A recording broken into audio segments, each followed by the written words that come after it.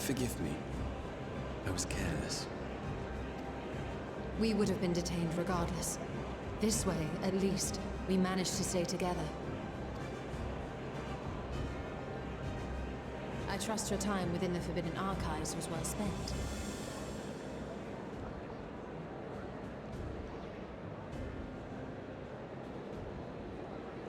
The forum will come to order. This inquiry is now in session. As Speaker-elect, I will be presiding over the day's proceedings. Master Fortuner, would you be so kind as to restate the matter which compelled you to summon your colleagues with such urgency? As you are all aware, we recently denied Eorzea's request for Sharlayan assistance. Since then, certain individuals dissatisfied with our decision have taken it upon themselves to interfere with our work. They entered our nation masquerading as associates of the students of Baldessian. But these malcontents are better known as the Scions of the Seventh Dawn.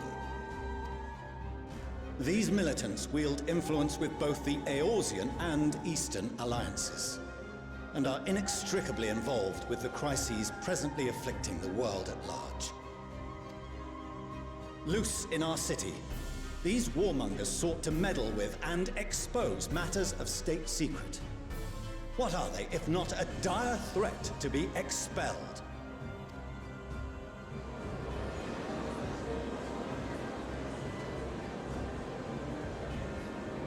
You have tarnished the good name of the students.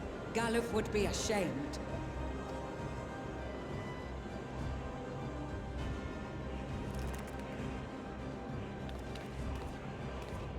Galuf Baldessian was never one to forsake his fellow man.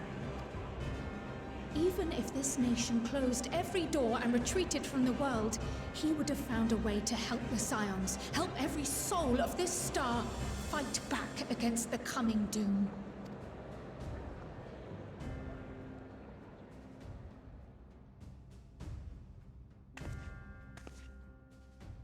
A terrible enemy stands poised to lay waste to all we hold dear. In the face of such madness, Eorzea reached out to Sharlayan, a respected ally, in the hopes of forming a united front. Was your curt dismissal truly the best you could offer?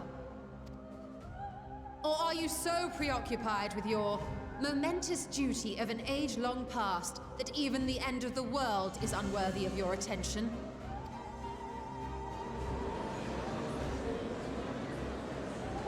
Whence came this revelation? From the mouth of a forum member within fortuitous earshot.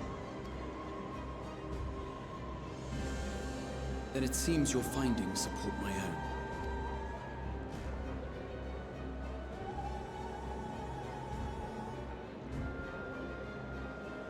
The reason I visited the restricted shelves was to study records of the forum's policymaking process, to better understand the historical trends underlying their most major decisions. At first glance, the positions of neutrality in war and the accumulation of knowledge above all else appear constant and consistent, the unchanging pillars of Sharlayan society. And once upon a time, I might have left it at that. These days, however, I am more attuned to the subtleties of governance, and so I noticed something odd.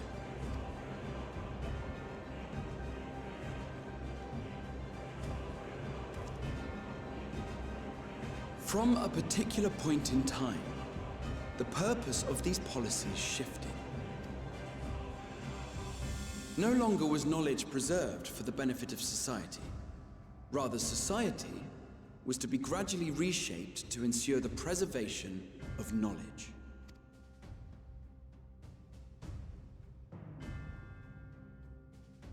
The most conspicuous and telling change was the one which befell Labyrinthos.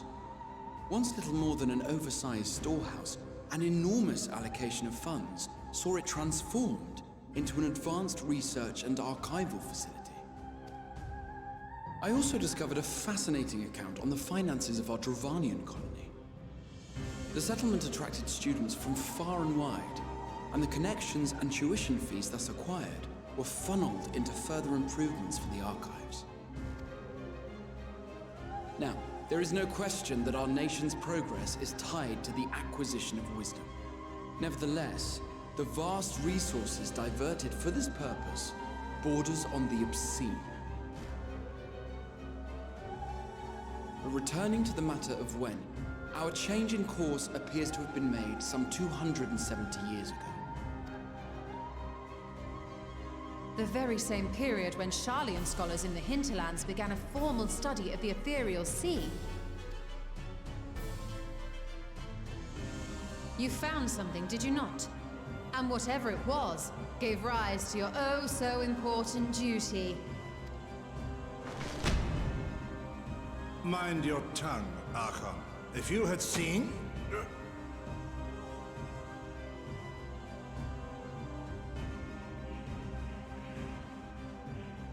Yes. We are bound by a duty we cannot ignore. Knowing this, what would you have us do? Abandon our vital work and join you on the field of battle? We will never choose the way of the sword. We will fulfill our mission, not through strife and bloodshed, but survival. Come what may, we shall live on. We must. Do as you must, then. But we Scions will fight until the heavens fall, until our last breath.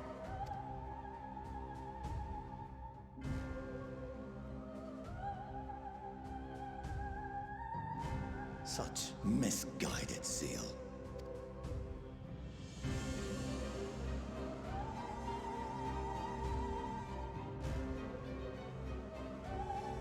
Father, Master Fortuno, I fail to understand the stance you have elected to take. But by the same token, I have yet to find a compelling argument to counter the challenge you put to us in Gridania. Still, in the midst of my uncertainty, I must trust in myself to do what is right, as others have chosen to trust in me.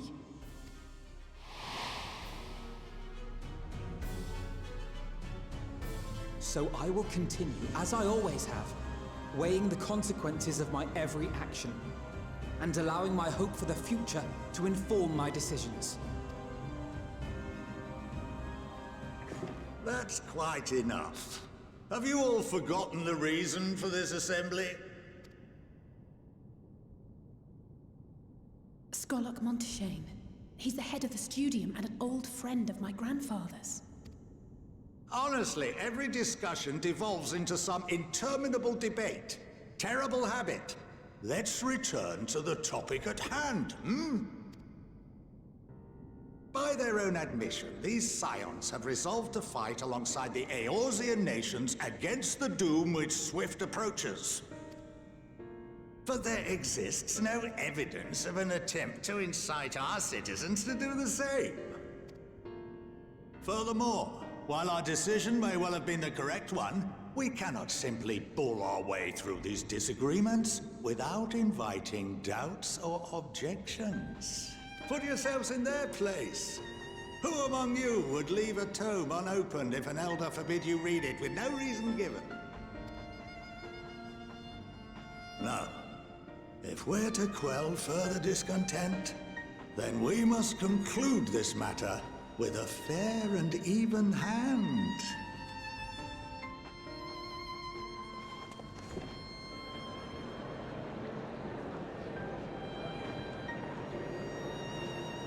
Order! We will have order!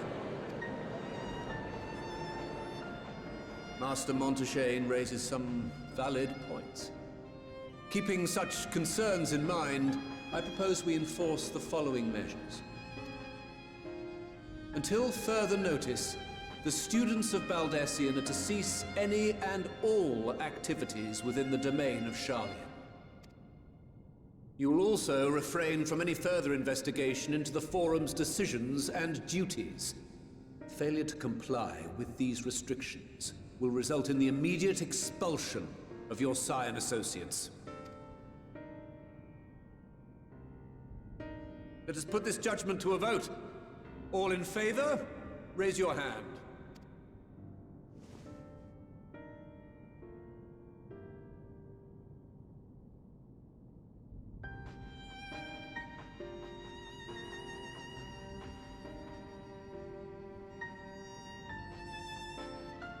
I count 51 for and 48 against. The proposal is passed. Students, Scions, you have heard the Forum's judgment. Pray abide by it, or face the consequences.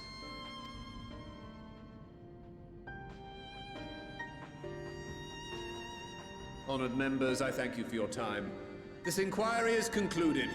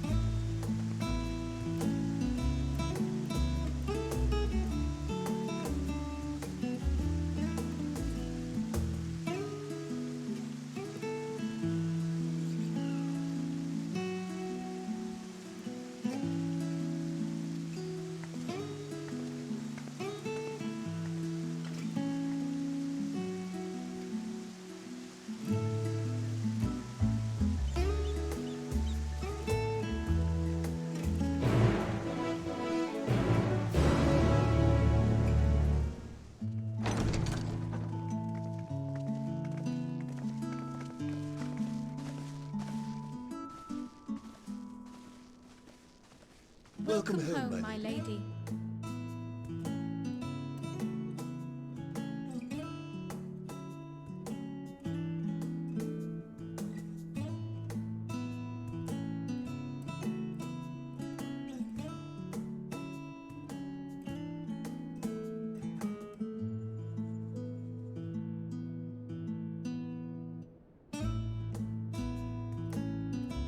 What? What are you gawping at?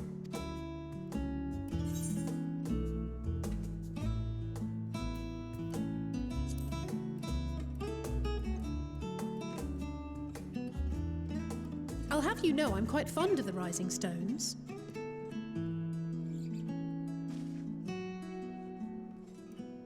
Lord Fortuneau is not to hear of this visit.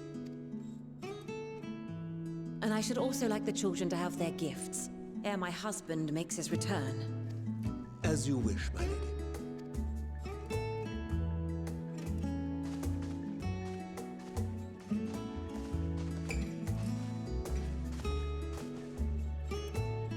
Master Alphino, Mistress Alice, if you'd accompany me upstairs. We shan't be long.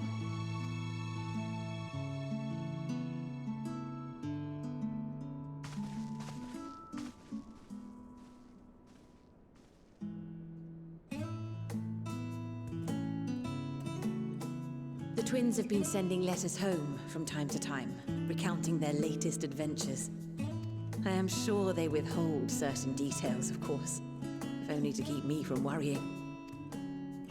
Yet a mother worries all the same. In the early days especially, I tried to support them as best I could, sending the Scion's coin and other such donations. Fortunately, they have found the strength to overcome adversity time and time again. Their words grow more confident with every letter, their depictions more vivid. The triumphs and defeats, the joys and sorrows. It is clear that they have come to find value in every experience. But of those they treasure most, it would seem that meeting you might be the most impactful. Why, since that fateful day, I do believe there has not been a single missive in which you were not mentioned by name.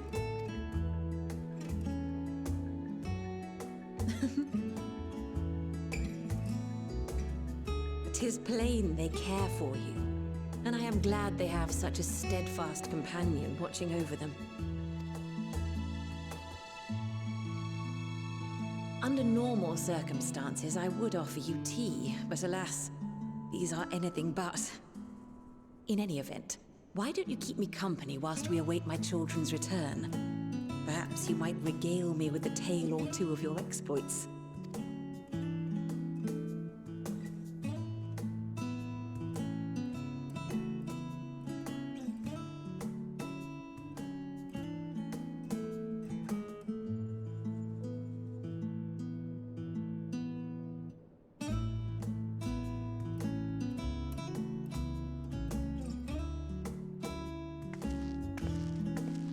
When you mentioned gifts, I wasn't sure what to expect.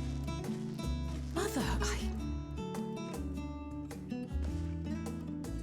Oh, look how well it fits you. And the style is to your liking?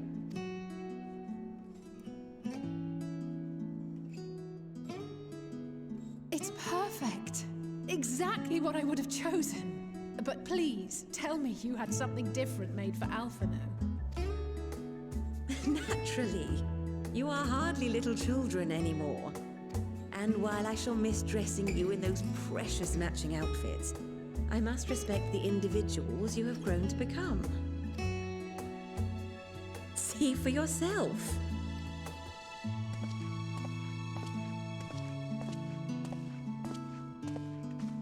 Thank you for the splendid clothes, Mother. Stylish, comfortable, and eminently practical. I am so glad you like them. They are, however, missing one final touch.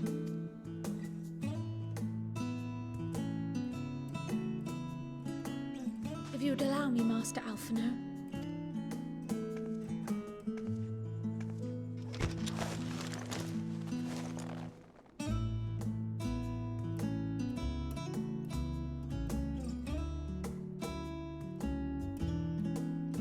Wait. Are these... A sage's tools of the trade. They belonged to your father.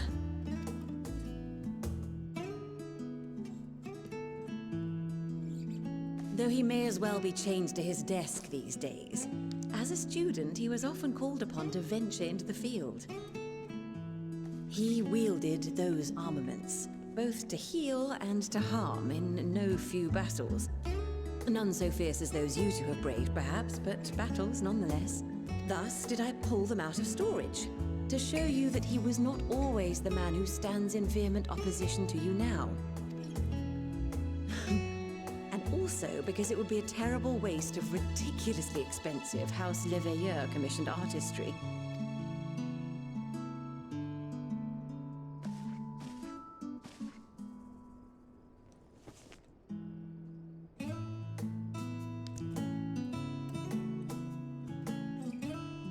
I am told these devices are quite difficult to master, but someone of your extensive experience should soon have them darting about with grace and aplomb. May the wisdom in that crystal serve you well.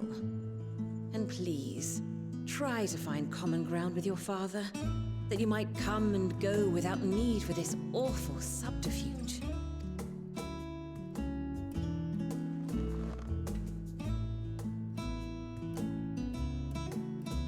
We will, Mother. I promise. My final gifts to you, before you run off, are an observation and a suggestion. Firstly, Fortuno has ever been a serious man, but it was only after you were born that he truly lost himself in his work. I may not know the Forum's inner workings, but I know your father's.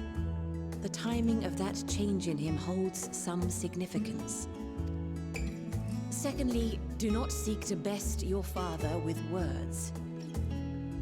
Far better that you simply show him. Let him discover the merit of your actions, after they cannot be undone.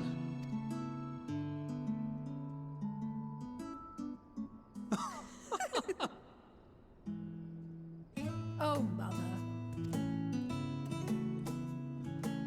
We shall take your wisdom to heart. Thank you again for these gifts, and farewell for now. Safe travels, my children. Eat well, stay warm, and keep your friends close.